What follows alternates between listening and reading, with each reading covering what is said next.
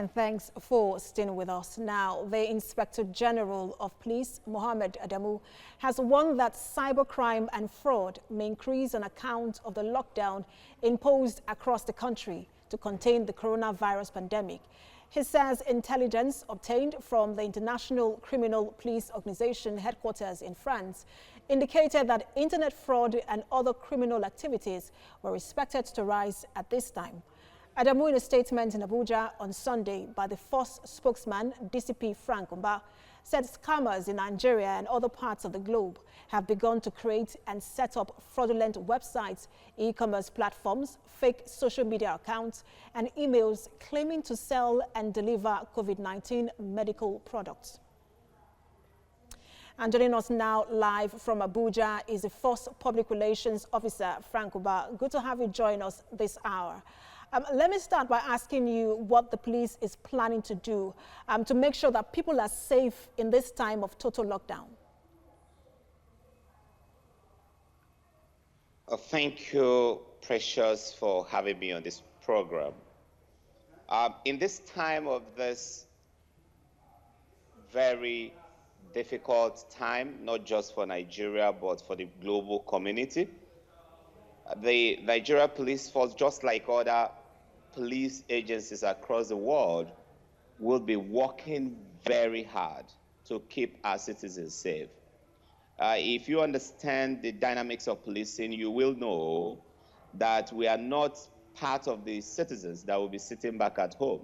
We will still be on the street, patrolling the corners, and keeping those in the front line battling COVID-19 virus. We will be providing the necessary support to them, not just for those at the front line, but also for our citizens who will be holed up in their residential home. So it's not a time for us to sit back and relax. It's not a resting period for us. We will be out there working day and night, 24/7, to keep our citizens safe and to provide a safe and enabling environment for our medics to continue to do what they know how to do best. All right, so there are some places some people would call red spots in this state, Lagos, the Federal Capital Territory, Abuja, as well as Ogun State. And there are those who will be on essential services around these areas. Have you noticed or have you been able to identify these areas, and what are you doing to ensure those areas are secure? Let me start by saying that at periods like this, generally, there will be a drop in crimes.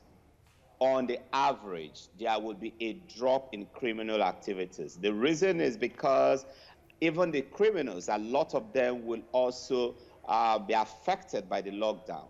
And when the means of movement, when transportation, when criminals don't have that very easy access to movement from one point to another, they will be compelled to actually restrain their activities.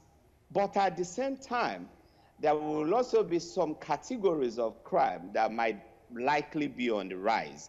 And because of that, we'll be paying very special attention to some areas. For instance, we'll be paying very special attention to most of our marketplaces that are locked down, that are under lock and key.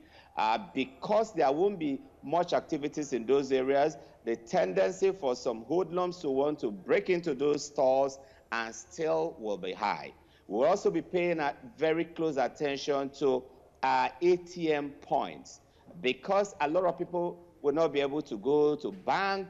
There will be a lot of transactions going on at the ATM point. So we'll be paying very close attention to our ATM points. We'll also be paying close attention to shops that sell food items, provisions, and those essentials that are needed for people to survive from day to day. These are categories of items that thieves and criminals will be targeting in order to keep surviving within the period of the lockdown.